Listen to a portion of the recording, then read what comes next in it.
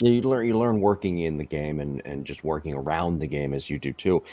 That your fandom kind of goes away. It's like working at Disney, and then you can't be a fan of Disney again because you've seen behind the curtain. It's over. It's There you done. go. Well, I'm glad you had a good experience there, Thanks. Yeah, and maybe one day you'll be like the director of player development for some team.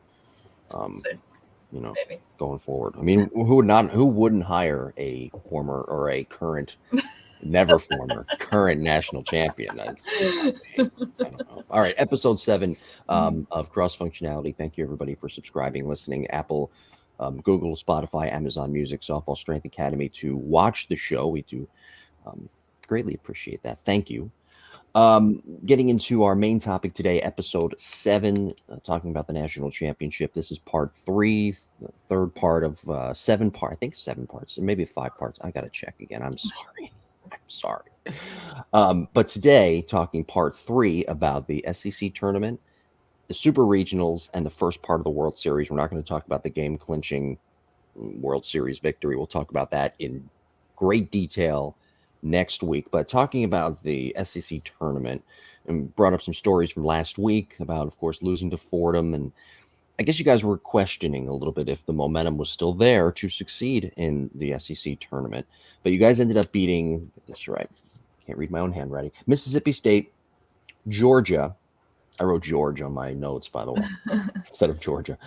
Florida by a combined score of 16-3. It goes back to what we talked about last week that while offensively you guys are very good and very powerful and very deep, your pitching, especially from Jackie, was tremendous. And that showed right there. 16 that you've outscored all those teams 16-3. For sure. Funny enough, understandably so, Jackie's body started breaking down just a little bit at the end of the season. She started Mm-hmm. getting some back spasms here and there. So we had 2 other pitchers that year. We had a sophomore who ended up tearing her ACL, so now we're down to 1. Mm-hmm. And then we had a senior who really had turned into a hitter, first baseman.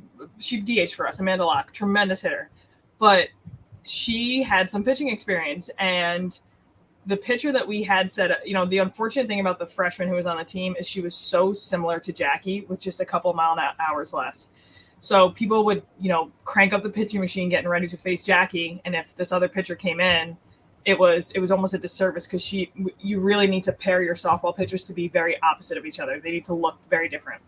So this one girl, she hasn't pitched in about 2 years. She's super, super spinny thrower, just like spins it around, and he looks and he goes, right before the Florida championship game, he goes, Amanda, you want to pitch today? And she's like, all right, I guess I'm pitching today. So that last victory was with a girl that wasn't typically one of our pitchers. She was a senior. She pitched phenomenal game.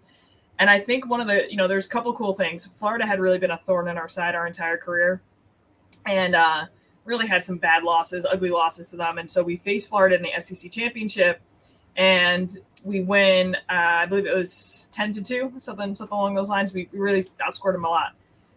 But we got done, and in the huddle afterwards, Murph looked around and goes, we're all under the understanding that should have been 14-1 because one of the runs we should have never given up, and we missed on 4 opportunities to score. And, I think from an outsider, they'd look and be like, you just won the SEC. Like, what? But we had it so ingrained in our head. We weren't trying to ever beat another team.